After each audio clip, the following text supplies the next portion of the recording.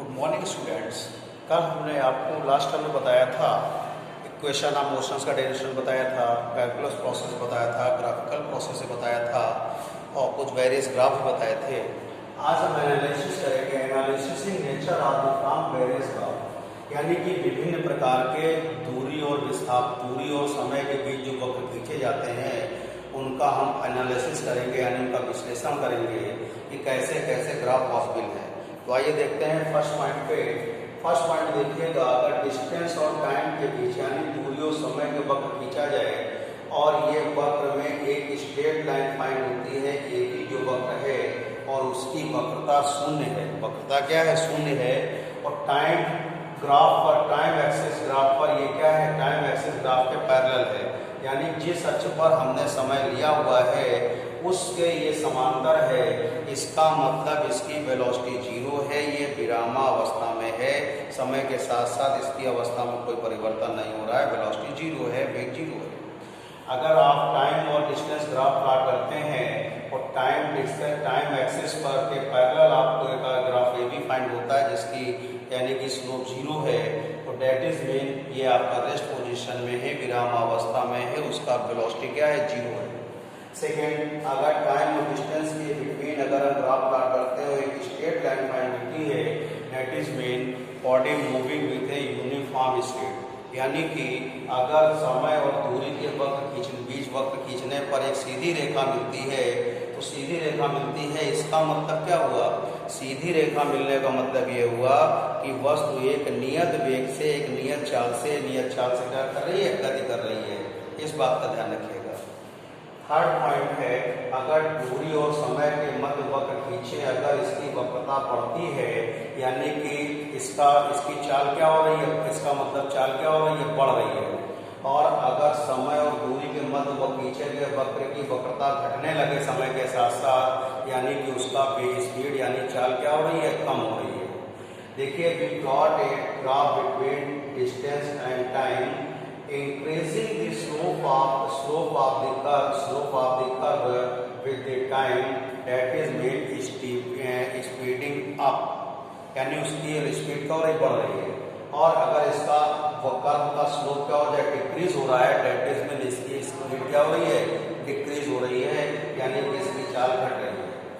अगर देखिएगा, अगर टाइम और डिस्टेंस के बीच कर्व प्लॉट करें और ये कर्व आपका डिस्टेंस एक्सिस के पैरेलल होता है, तो इसका मतलब यहाँ इसकी स्पीड इनफाइनाइट होगी, टाइम क्या होगा? कांस्टेंट होगा, टाइम नहीं चेंज होगा।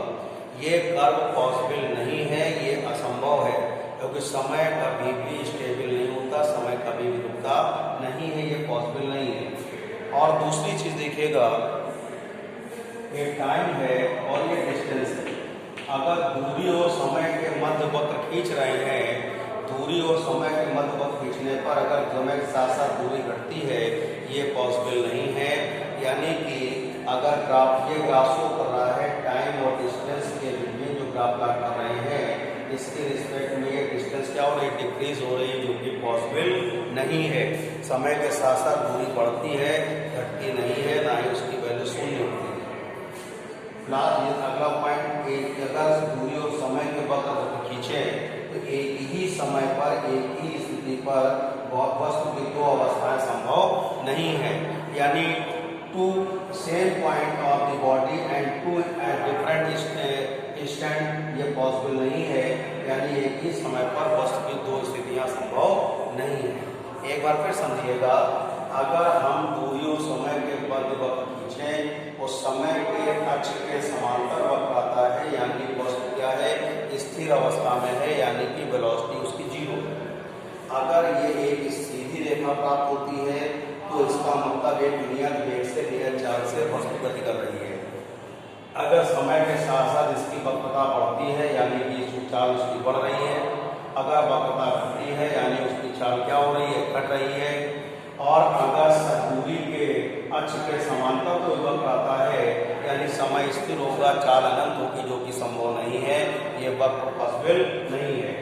दूरी के साथ साथ, समय के साथ साथ बढ़ने के साथ साथ दूरी घटे, ये भी वक्र पॉसिबल नहीं है, ये नॉट पॉसिबल है।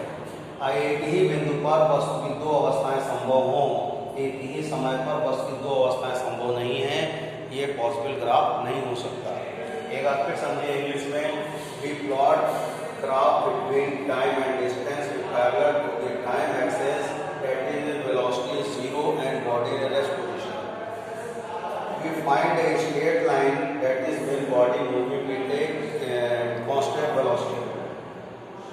The slope of the curve increasing with the time that is mean speeding up. Slope of the curve is decreasing with the time that is mean speeding down. और time axis के parallel graph होगा, उसमें time constant है जो कि possible नहीं है। Decreasing distance with respect to time with increasing the time, यानी कि टाइम इंक्रीज करेंगे डिस्टेंस डिक्रीज हो, ये पॉसिबल नहीं है। एक ही सेम पॉइंट सेम टाइम पर किसी वस्तु किसी बॉडी की दो पोजीशन पॉसिबल नहीं है, यानी कि ये भी कर्व क्या होगा, पॉसिबल नहीं होगा बेटा। देखिए सापेक्ष गति क्या होती है बेटा, यानी कि रिलेटिव वेलोसिटी क्या होती है, the relative velocity an object two the relative velocity of object two with respect to object one both are in motion if the time of rate change position of object 2 with respect to object 1, यानी कि दो वस्तुएं आपकी relative motion क्या होता है बेटा, ध्यान दीजिएगा, the relative velocity of a object 2 with respect to object 1 with respect to object 1 when both are in motion the time rate of change of the position to object 2 with respect to object 1, यानी कि जब एक वस्तु और दोनों वस्तुओं क्या कहते हैं, दोनों वस्तुएं गति कर रही हैं, दूसरे का पहले के सापेक्ष वेग क्या होगा, बोथ की रिस्पेक्ट में अगर टाइम चेंज हो रहा है, सेम टाइम चेंज हो रहा है, तो उसका दूसरे के सापेक्ष जो वेग होता है उसे सापेक्ष वेग कहते हैं। तो देखिएगा, तो ये आपकी पोजीशन मान लीजिए, इसकी पोजीशन x1 कोऑर्डिनेट 0 है, t = 0 पर, और इसका है t = 0 पर, और यहाँ पे दोनों की पोजीशन क्या है, t टाइम पर है। तो अगर इसका हम कोऑर्डिनेट लेंगे अगर आप, तो आएगा आपके पास xt = ये आएगा आपके पास, ठीक है, पोजीशन दोनों बॉडी की आ जाएगी। अब इक्वेशन सेकेंड सब्सट्रैक्ट बाय 1, तो x2t minus x1t equals to x2 minus x1 और प्लस v2t माइनस v1t, ये आ जाए बेटा x2t minus x1t equals to होगा v2t माइनस v1t। इसको सॉल्व करेंगे, x2t minus x1t equals to v2 minus v1 into t। अब देखिएगा, ये जो डिस्प्लेसमेंट है 2 का डिस्प्लेसमेंट विद रिस्पेक्ट टू 1 है, और इसका डिस्प्लेसमेंट जो है वो फर्स्ट का डिस्प्लेसमेंट विद रिस्पेक्ट टू 2 है।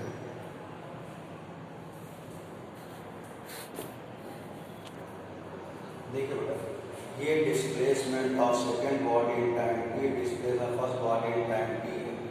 तो यहाँ से अगर हम लेंगे x2t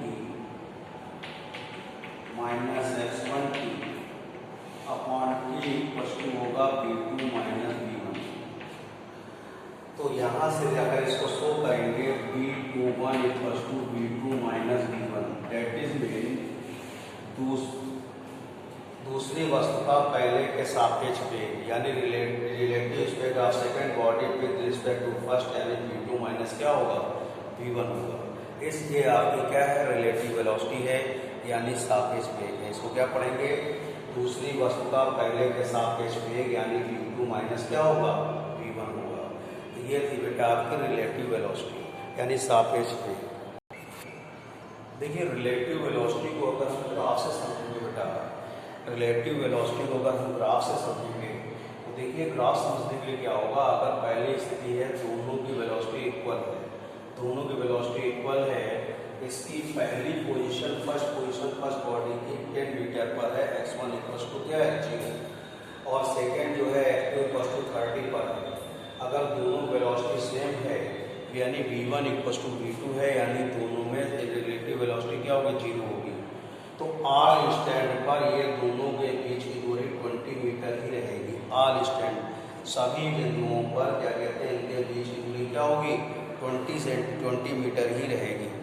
सेकेंड केस देखिएगा, अगर v1 की वैल्यू v2 से ज़्यादा है तो जब यहाँ ग्राफ प्लॉट करेंगे तो इन दोनों के बीच एक ग्रेट अपार्ट हो जाएगा, यानी दोनों के बीच की दूरी क्या होगी बहुत अधिक बढ़ती जाएगी समय के साथ साथ।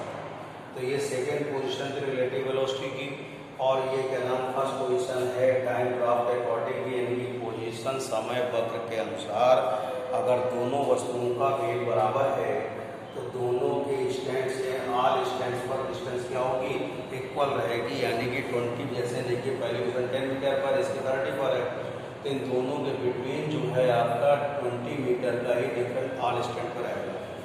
बट अगर इनकी वेलोसिटी v1 की वेलोसिटी v2 से ज़्यादा है तो पहले का वेग अगर दूसरे के वेग से ज़्यादा है तो उस केस में इसमें ग्रेट अपार्ट हो जाएगा, बहुत ज़्यादा अंतर हो जाएगा दोनों वस्तुओं के बीच में बेटा।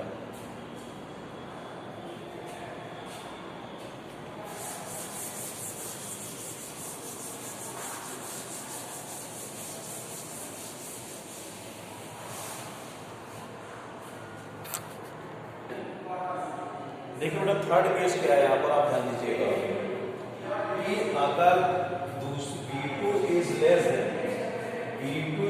देन v1 है, अगर दूसरी वस्तु का वेग पहले वस्तु के वेग से कम है। पहला केस बताया था दोनों का वेग बराबर है, दूसरा केस बताया कि पहले का वेग दूसरे से ज़्यादा है, यानी पहले में v1 इक्वल टू v2 था, सेकेंड में v1 is greater than v2 है। अब थर्ड केस है v2 is less than v1 है, तो उस केसेस में दोनों की पोजीशन ये है x1 इक्वल टू 0 c है, x2 इक्वल टू 0 c है, और ये टाइम है। तो दोनों वस्तुएं यहाँ सबने वेलोसिटी दूसरे की कम है, तो ये टाइम ऑफ मीटिंग होगा, इस टाइम पर दोनों मिलेंगे, और टाइम ऑफ पोजीशन ये मीटिंग ऑफ पोजीशन है, पोजीशन ऑफ मीटिंग यानी इस पोजीशन में मिलेंगे।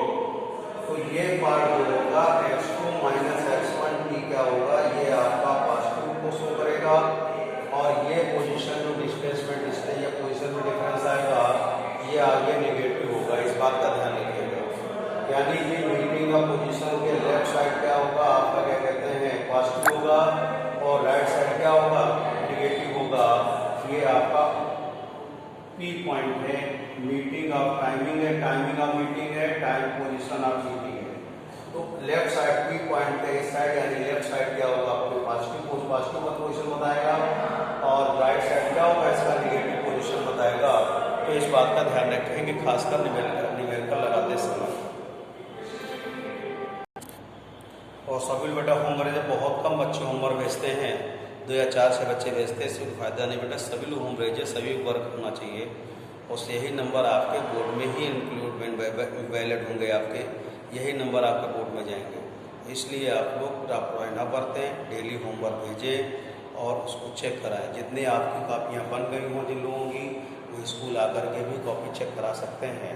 थैंक यू बेटा।